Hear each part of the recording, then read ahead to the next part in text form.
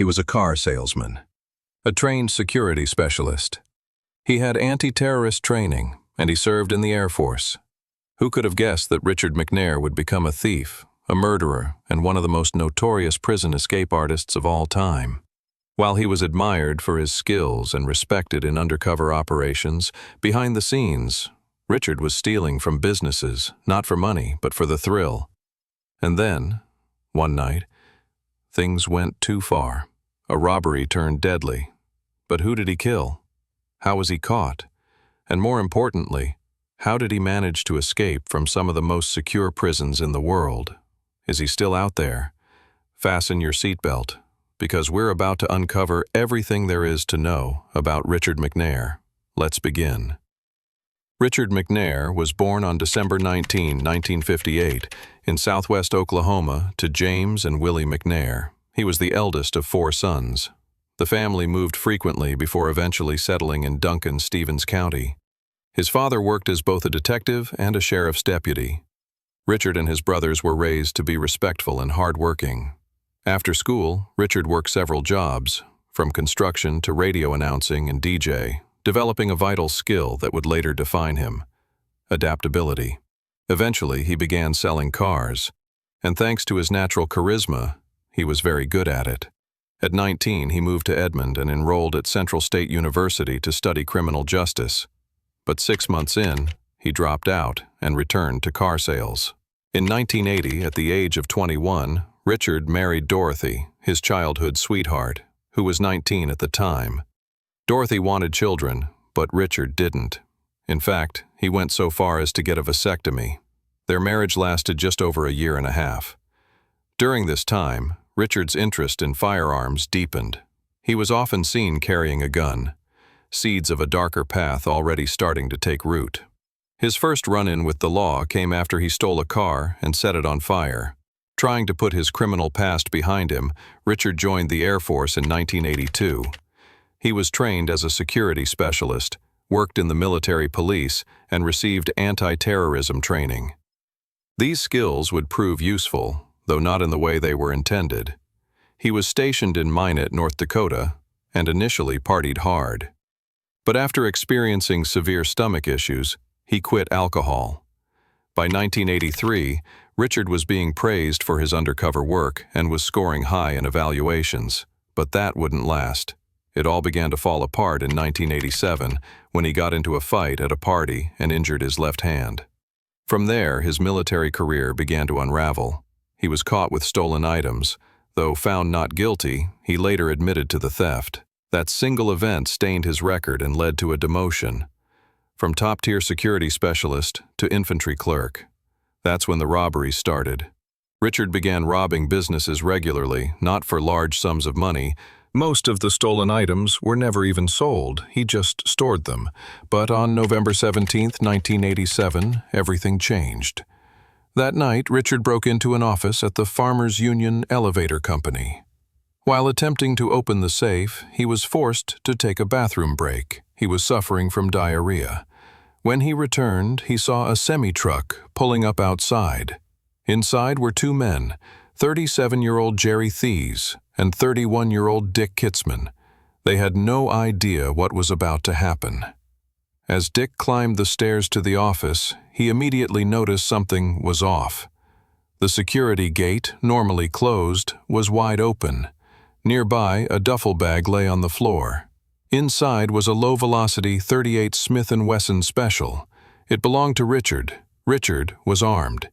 As Dick turned on the lights, Richard fired. The bullet missed his head but grazed under his ear, shattering a glass door beside him.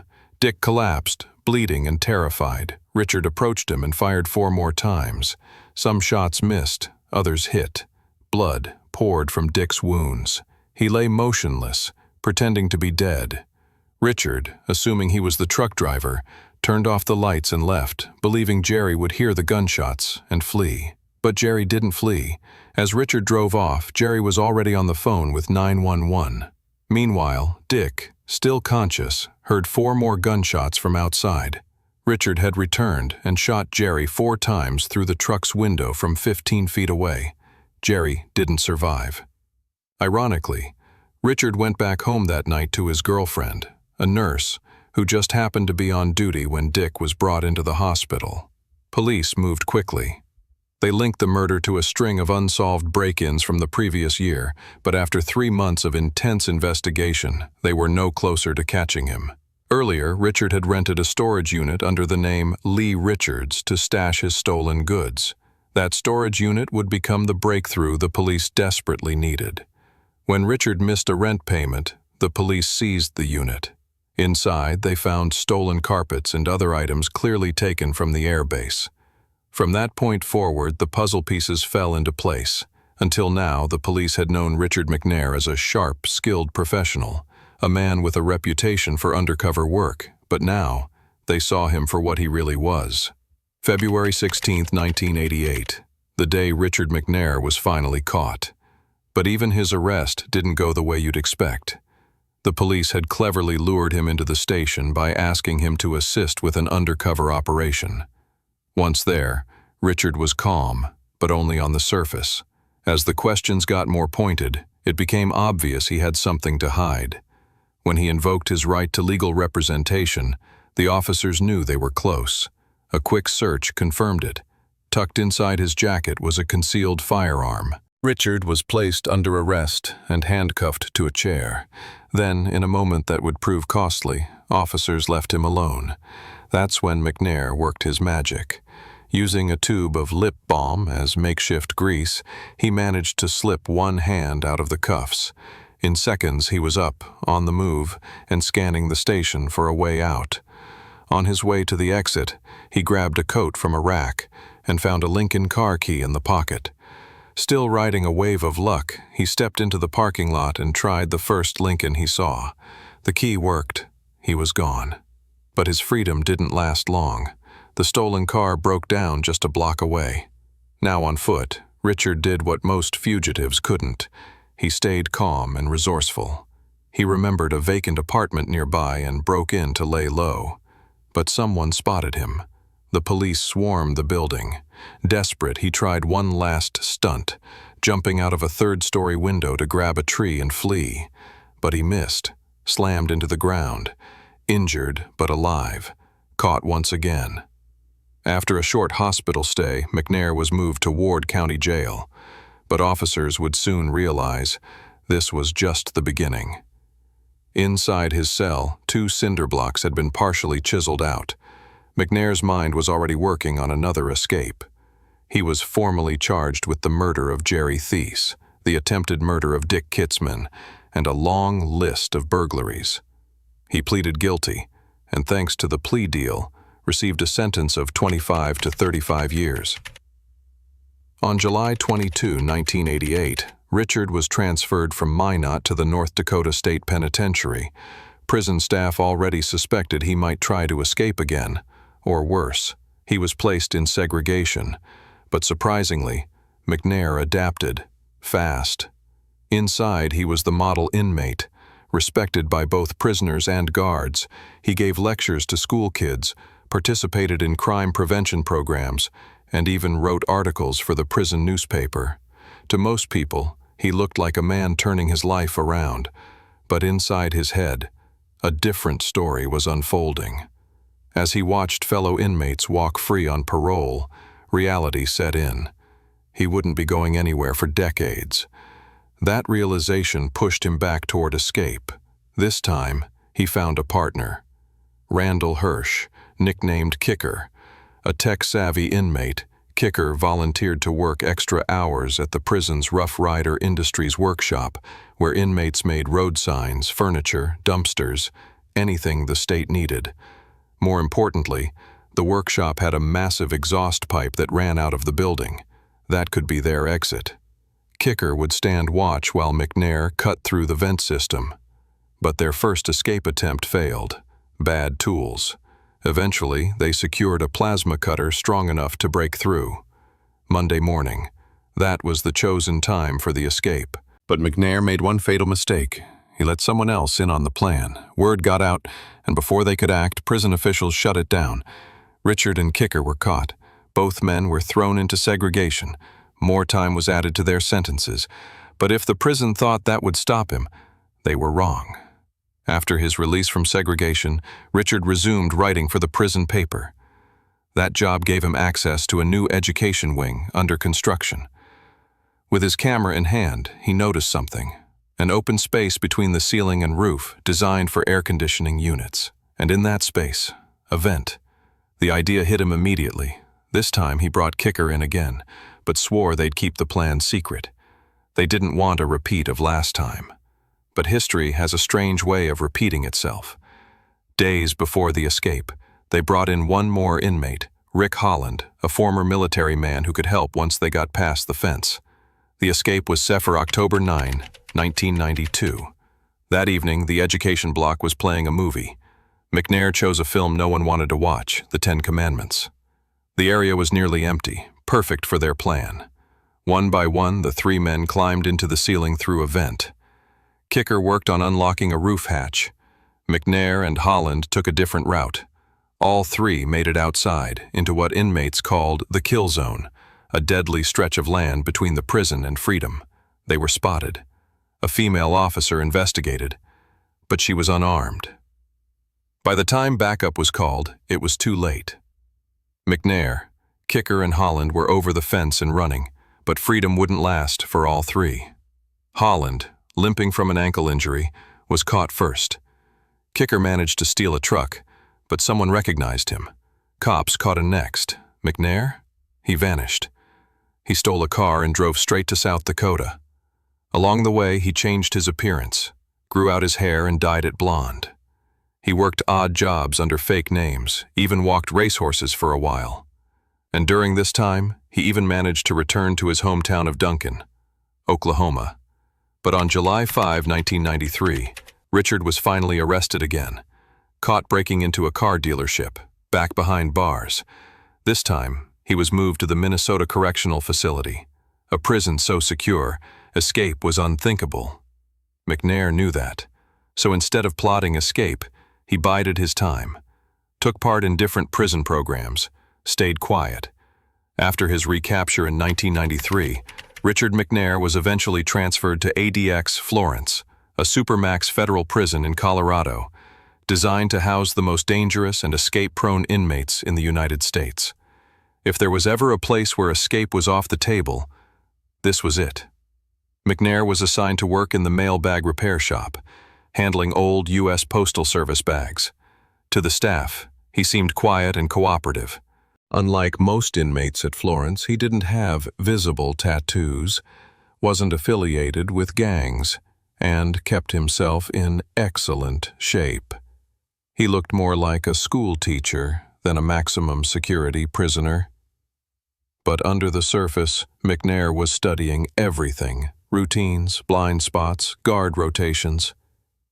And he was planning something. In early 2006, Richard began building a new escape plan, one that would take months of preparation and unshakable nerve. This time, he wasn't going over walls. He was going out with the mail. Richard secretly built a hidden compartment inside a stack of mailbags, a pod just large enough for a man to fit inside. Using metal rods and zip ties stolen from the shop, he created a makeshift frame. Inside, he packed clothes, food, a map, personal items, everything he would need once outside. But he had to solve one more problem: how to breathe. Shrink-wrapped pallets like these have almost no airflow. Sweating, suffocating conditions can kill a person in under an hour. So Richard built a snorkel out of rigid cardboard, just enough to let in air while staying hidden under layers of plastic. The plan was set. April 5, 2006, 7:20 a.m. Richard arrived at the workshop like it was any other day. Security cameras show him walking calmly to the corner of the factory floor. He knew what was about to happen. That morning, a pallet of unrepaired mailbags was scheduled to be picked up and transported off-site.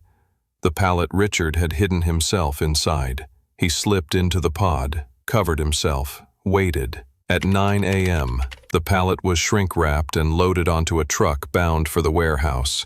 One officer noticed something off. The pallet looked unusual. He recommended it be quarantined for 24 hours, but after a brief discussion, the guards decided to let it go. Luck, once again, was on Richard's side.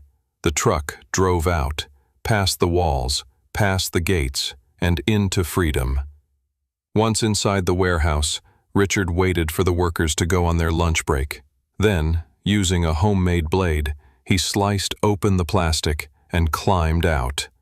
He had done it. McNair had just become the first person in U.S. history to escape from ADX Florence, and the first man in over 13 years to escape from a federal penitentiary. But this was only half the challenge. Now came the hardest part, staying free. Just hours later, Richard was spotted walking along train tracks in Ball, Louisiana by a police officer named Carl Bordelon. Dashcam footage captured the interaction. "What's your name?" "Robert Jones," McNair replied. "Where do you live?" "I'm staying at the Titus Inn. We're working on houses." Officer Bordelon began cross-checking details, unaware he was face-to-face with a convicted murderer and escape artist. Richard's fake identity held up, for now. The description the prison had given to law enforcement was vague. The photo was grainy and 6 months old, and to make things worse, officials hadn't yet confirmed if McNair had even escaped. So after a quick check, Bordelon made a decision that would haunt him later. He let Richard go. Free again, McNair vanished. He made his way across the U.S. border into British Columbia, Canada. There, he kept a low profile. He was stopped again, this time by Canadian police for driving a stolen car. But just like in Louisiana, he remained calm, answered confidently, and walked away. The officers impounded the vehicle but never realized who they were talking to.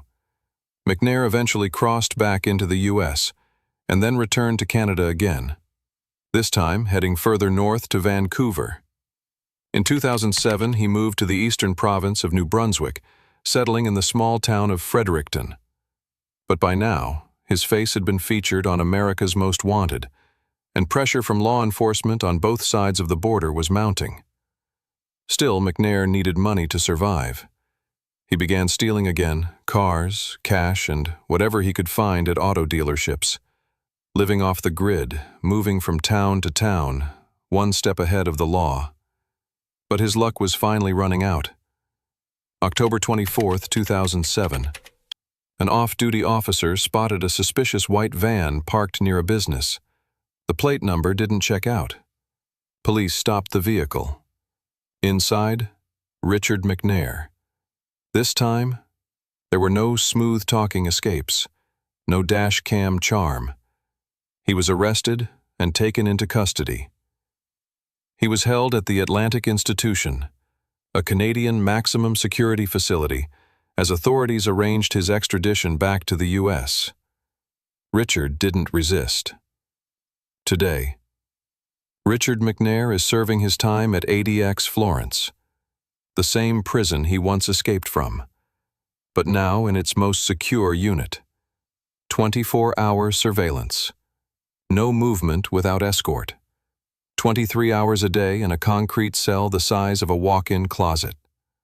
The man who escaped 3 different times from 3 different prisons, now locked away in the most secure prison on earth. He once said, "This is the most secure section of the most secure prison in the world." And that's where his story ends. Thanks for watching. Don't forget to like and subscribe our channel.